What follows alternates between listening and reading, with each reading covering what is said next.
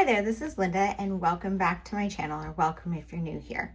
Today we're going to be flipping through quarter 3 in my 2025 A5 Take a Note. Let's go ahead and dive right in.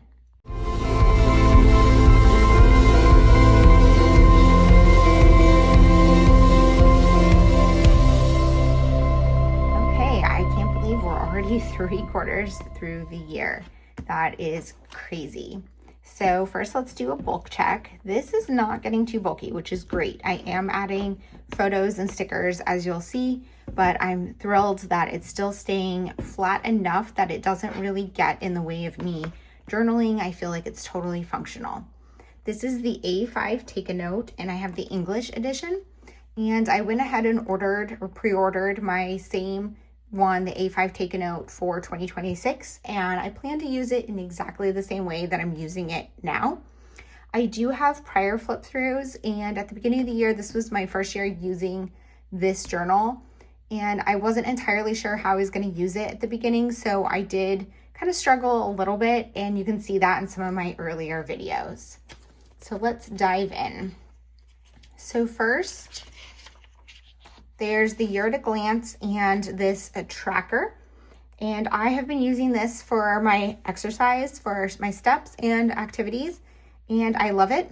I'm going to continue doing this for the rest of the year, and I'm pretty sure I'm going to use it in the same way next year. I might update my color coding a little bit, but I really like how I've been using it, and I'm thrilled to have this. Then there are these trackers. So I kind of stopped using this top piece. I'm probably going to rethink how I use that next year, but at the bottom here, I use this for functional planning. So this is a functional planner and memory keeping for me. This is not my primary journal. I do have a daily journal and I have flip throughs of that here on my YouTube channel. If you're interested, you can see more about that.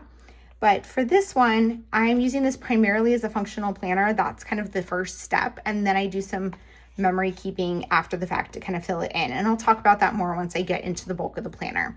For here though, I'm using this for annual cleaning.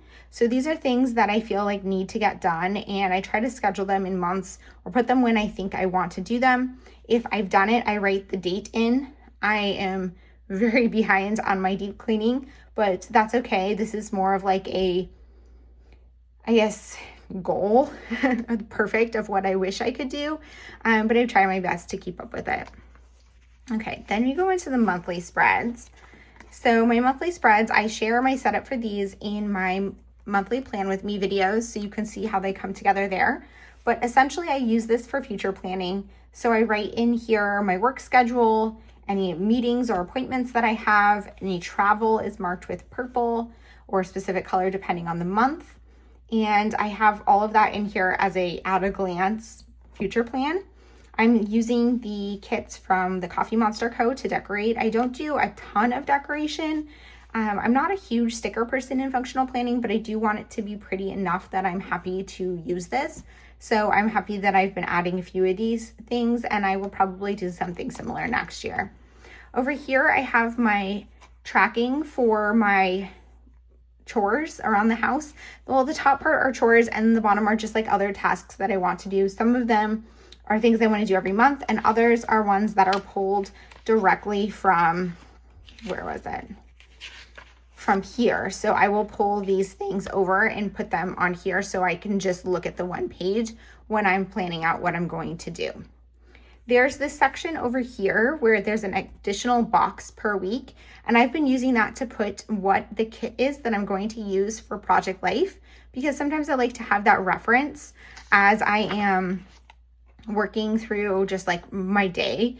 This is something I have out on my desk all the time to kind of see what I need to do, and sometimes that will be a reference to kind of let me know what types of photos to focus on. At the top here, I'm putting my 3 main focuses for the month, and I'm using that as a way to kind of guide my time and attention.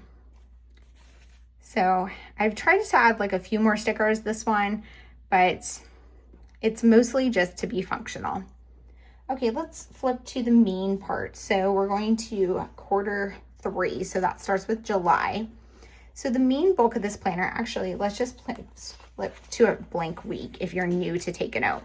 So the main bulk of this planner is a combined weekly and daily layout. So you have a week on 2 pages.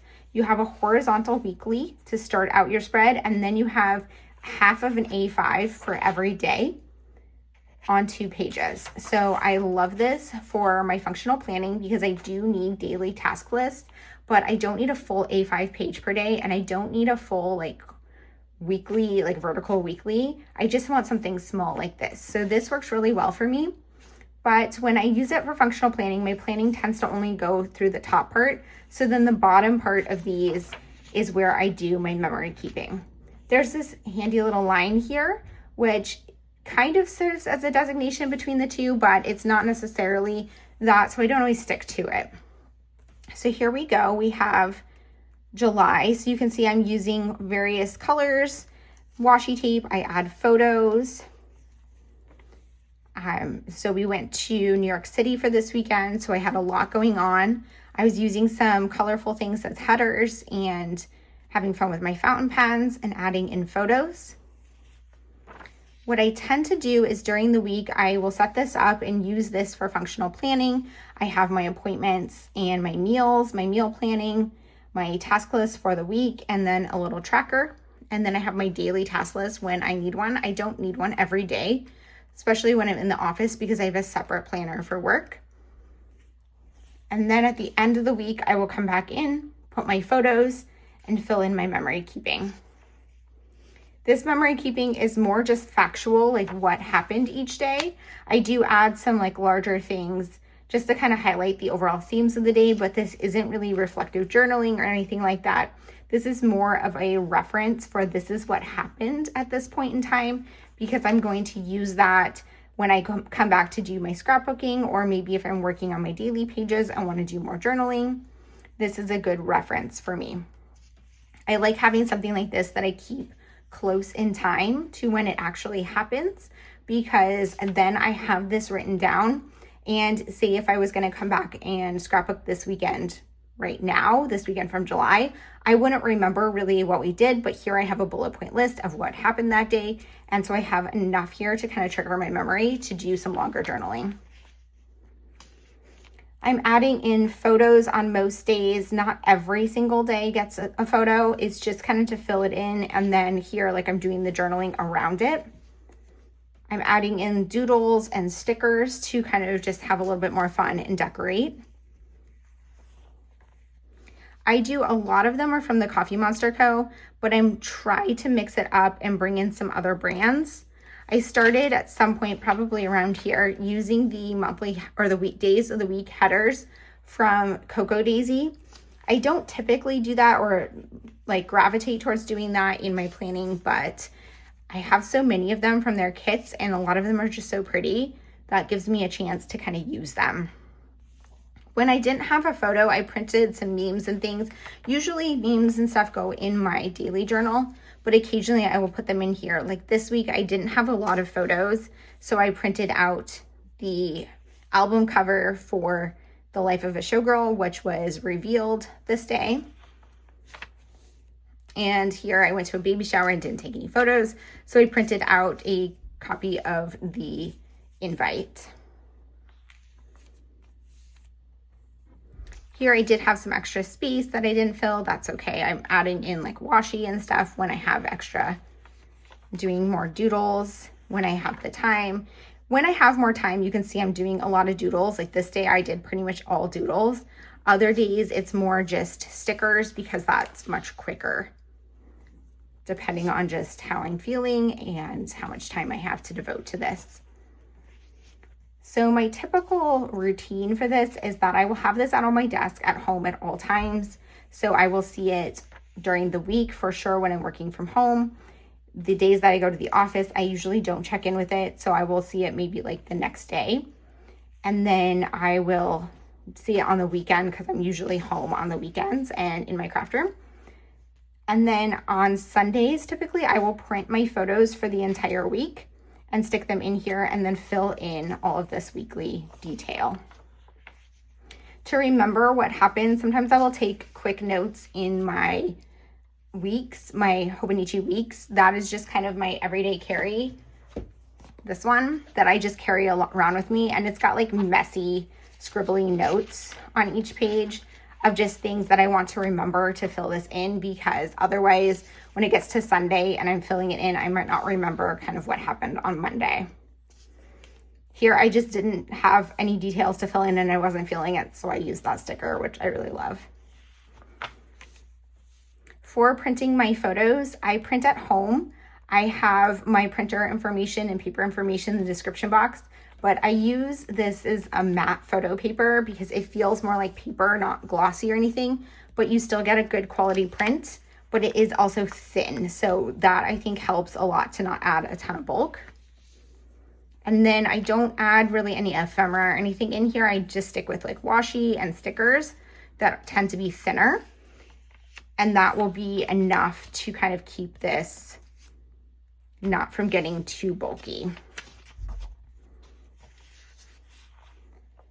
And here I started using more of the stickers from Poco Daisy to add these like columns here for my tasks. You could see earlier I was writing them out, but I feel like I'm not necessarily going to use those every week, but I do like the way that they look. And this is coming to the end of September. The next week is going to go into October, and actually it is this 28th of September today because I had to film this a little early because I'm leaving on vacation, but I wanted to be able to have this video ready for you guys. So that was a look at these spreads. I really love how this came out. I love the memory keeping aspect of this in addition to the functional planning. Just like a quick flip. I will share another update for the fourth quarter. Let me know in the comments if you want to also see a full flip through or if that seems like a little unnecessary because you can see each quarter in its own video. I will link in the description box below videos 1 and 2 for the first 2 quarters. I think I have both those quarters up so you can see those and any other videos I have related to this planner. Thank you guys so much for being here. If you have any questions or comments, please leave them down below. And as always, I hope to see you guys all in the next one. Bye.